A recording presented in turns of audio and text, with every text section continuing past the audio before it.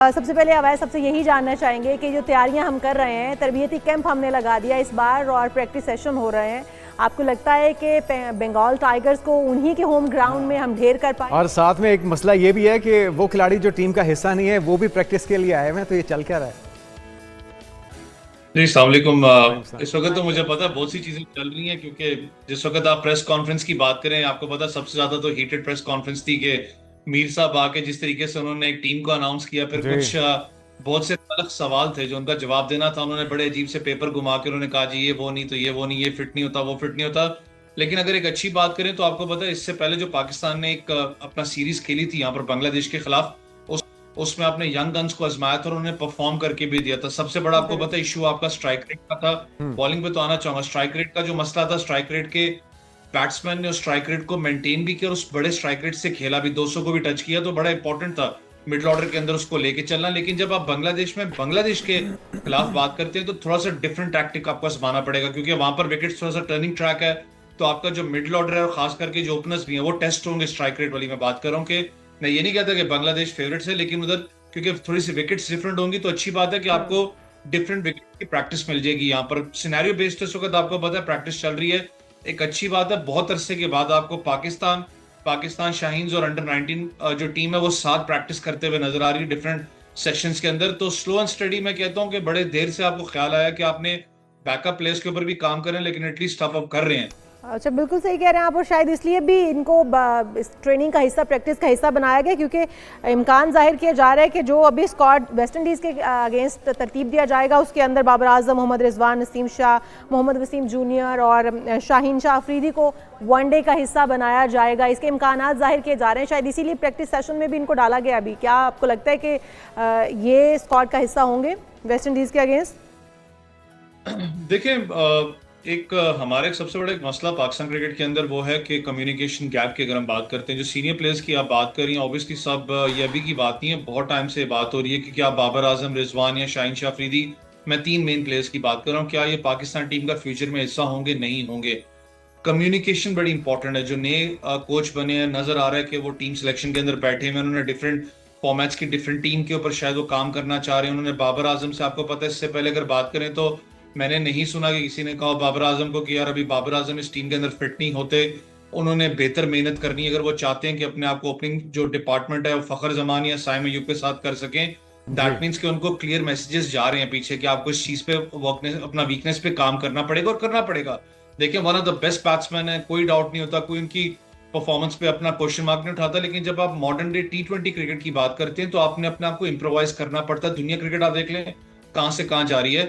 अब आगे फ्यूचर के अंदर क्या होता है, ऑब्वियसली उनके ऊपर कोई थिंक टैंक प्लान तो बैठा होगा, लेकिन मुझे पता है अभी भी कुछ क्वेश्चन मार्क्स जरूर आते हैं। सिलेक्शन कमेटी की बात करें, चाहे हुसैन तलत को पिक करना हो, हुसैन तलत ने जरूर प्रैक्टिस मैच के अंदर 41 या पता नहीं 38 के करीब स्कोर किया था, लेकिन अगर हाल ही उनकी परफॉर्मेंस देखूं तो उनका डिक्लाइन नजर आपको आता है। फिर आपने अगर वर्ल्ड कप की तैयारी के जेन से आप चल रहे हैं तो वर्ल्ड कप श्रीलंका के अंदर है, वहां पर स्लो टर्निंग ट्रैक होगा, वहां पर थोड़ा सा अगर हुसैन तलत की अपना बात करूं, ऐसे ऑलराउंडर परफॉर्मेंस की बात करूं तो ऐसा कोई ज्यादा उनकी जरूरत नहीं होगी। तो ये बहुत सी क्वेश्चन मार्क जरूर है यहाँ पर, लेकिन आपके ख्याल में मिसिंग एलिमेंट क्या है? जो आप बात कर रहे हैं सिलेक्शन के ऊपर, यकीनी तौर पे सवालात तो उठ रहे हैं। नए जो खिलाड़ी हैं, नए प्लेयर्स हैं, माजी की अगर उनकी परफॉर्मेंस की बात की जाए, उन्होंने अच्छा परफॉर्म किया, इस वजह से स्क्वाड का हिस्सा बने, लेकिन कहाँ पे हम लैग कर रहे हैं? क्या चीज़ ऐसी है जो होनी चाहिए थी और नहीं है टीम का हिस्सा? देखिए एक चीज मैंने आपको कहा ना कि लड़के वो हैं जिनके ऊपर तनकीद एक दो के ऊपर आपको हो सकती है, बाकी लड़कों ने आपको परफॉर्म करके बांग्लादेश सीरीज के अंदर किया है। दानियाल को आपने सेलेक्ट किया, चले एक अच्छा प्रोस्पेक्ट पाकिस्तान का जरूर है। शायद थोड़ा सा मुझे ये था कि वो कहीं ना कहीं लॉन्ग हैंडल भी यूज कर सकता है, तो उसको कहीं ना कहीं शायद वो एक जेन में हो कि डाउन दी ऑर्डर जाके कुछ डैमेज कर दे विद अ बैट। लेकिन पेस बैटरी की अगर बात करूं, उसने परफॉर्म किया लेकिन पैचेस में किया है। इंजरी का वो बहुत ज्यादा शिकार है। आपको याद है PSL भी जब हुआ था, लाहौर कलंदर का प्रोडक्ट है, लाहौर से भी बहुत कम मैचेस खेले क्योंकि इंजर्ड थे। उसके बाद इस दफा पेशावर जलमी के थे, पेशावर जलमी से भी बहुत कम मैचेस खेले क्योंकि वो इंजरी का शिकार उनका नजर आपको आ रहा था दानियाल का।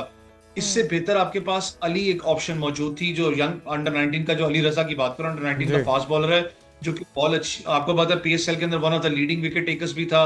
उसके अलावा कायद आजम ट्रॉफी की बात करें, सियालकोट रीजन के लिए भी उन्होंने मैचेस जितवा के दिए, तो एक बड़ा अच्छा प्रोस्पेक्ट आपको नजर आता था। लेकिन मुझे नहीं पता वो कहाँ एकदम गुम हो गया। उसके बाद अरफात मिनहास की अच्छा ऑलराउंडर आपको नजर आ रहा था, उनको बिल्कुल आपने साइडलाइन कर दिया। फिर आप अगर पूरे स्क्वाड को उठा के देखें तो मैंने कहा ना कि क्लियरेंस बड़ी इंपॉर्टेंट है मैसेज की, कि आखिर आप प्लेयर्स को मैसेज कितना क्लियर कन्वे करते हो। तैयब ताहिर आपके प्लान्स के अंदर थे, अचानक आपने उनको साइडलाइन किया। इरफान नियाजी की बात करें, थोड़े दिन पहले तो बिल्कुल आपके प्लान्स में नजर नहीं आ रहे थे, शायद आपने देखा कि बहुत ज्यादा प्रेशर बिल्ड हो रहा है, उसने परफॉर्म भी किया, उसको आपने उठा के पाकिस्तान शाहीन्स का एकदम उसको कप्तान आपने अनाउंस कर दिया।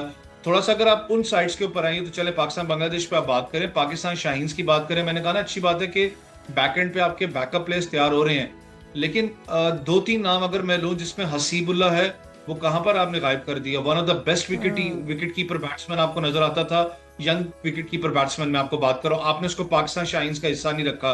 उसके बाद मैंने अरफात मिन्हाज की आपको बात की कि one of the brilliant grooming allrounders आप उसको कर सकते थे, उसने एशिया कप 2023 में परफॉर्म किया, उसको आपने नहीं रखा। आप अगर टेस्ट साइड पे आ जाएं, जो कि आप 4 मैचेस खेल रहे हैं इंग्लैंड के अंदर जाके इंग्लैंड लायंस के खिलाफ, हुरैरा को आपने रखा था टेस्ट क्रिकेट के अंदर, आपने कहा कि आने वाला 4 क्रिकेटर होगा, उसने परफॉर्म भी आपको 4 के अंदर करके दिया। मुझे पता है कि वो आपके शायद टेस्ट प्लान्स के अंदर हो, लेकिन आपके पास टेस्ट मैच के अंदर बहुत बड़ा गैप है, तो आपको एक लड़के को रिदम और रनिंग में रखते हो, आपने उसको भी नहीं रखा। तो मैंने इसलिए कहा ना कि जो प्रेस कॉन्फ्रेंस करने आए थे बहुत से सवाल छोड़ के गए हैं, और पाकिस्तान क्रिकेट बोर्ड ऑब्वियसली एक बड़ा क्रिकेट बोर्ड है, हमसे बेहतर उनकी थिंकिंग है, लेकिन खुदारा उन बंदों को बुलाया करें जो कि कल कोई जवाबदेह भी हो और स्टैट्स के साथ वो जवाब दे सकें। आज बहुत से लोगों को मुझे पता है माजी में लोग याद आते हैं कि लैपटॉप खोल के वो बात करते थे, लेकिन एटलीस्ट उनके पास स्टैट्स थे।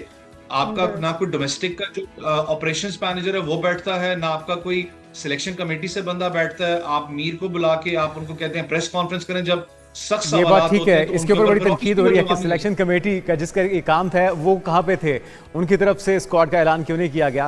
अच्छा, सलमान अली आगा की कैप्टनसी को किस तरह से देखते हैं, और जिस तरह से वो नए टैलेंट को आजमा रहे हैं, एक विनिंग कॉम्बिनेशन बना रहे हैं, लगता है कि अपने जो कोशिशें हैं उसमें कामयाब हो पाएंगे, लेकिन जो नायब कप्तान का मिसिंग होना है शायद आपकी गैर मौजूदगी में, उस पर भी तनकीद तो हो रही है। देखिए वही बात, फिर आप सवाल उधर ही लेके गए। उन्होंने कहा कि जी नायब कप्तान का होना कोई इतना इंपॉर्टेंट नहीं है, छोटी सी सीरीज है, नायब कप्तान का तो हर सीरीज के अंदर इंपॉर्टेंट होता है। लेकिन सलमान अली आगा की बात करें तो एक कैरेक्टर आपको नजर आता है। वो कहते हैं ना कि आप अगर आप आसान अल्फाज में कहें तो आपने सलमान अली आगा को मैचेस में देखा है कि वो जुगते भी मार रहे होते हैं, हर किस्म के वो कुछ ना कुछ एक्सप्रेशंस निकाल रहे होते हैं, फिर एक फाइटर आपको नजर आता है, चाहे वो बैटिंग की बात करें, कप्तानी जिस तरीके से वो लीड करते हैं। और एक अच्छी बात लगी कि प्रेस कॉन्फ्रेंस में बड़ी मैच्योर्ड प्रेस कॉन्फ्रेंस उनकी थी, कि उनको पता है कि मैंने किस तरीके से टैकल करना है हर चीज को, और अपने सीनियर प्लेयर्स को कैसे आगे लेके चलना है। बाबर का भी उन्होंने आपको पता है, रिजवान का भी जवाब दिया कि वर्ल्ड कप के प्लान्स में हमारे हैं।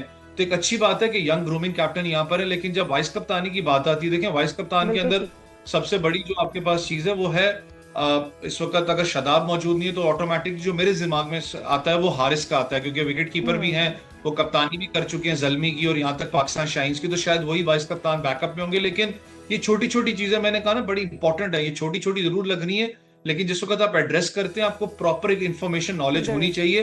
ये बड़ा इंपॉर्टेंट है क्योंकि पाकिस्तान क्रिकेट है, छोटी चीज नहीं है, पर छोटा बच्चा भी उसको भी पता होता है कि क्रिकेट के अंदर आखिर मसले क्या चल रहे हैं। लेकिन ये हमारी टीम है, बैकअप तो करना है इनको।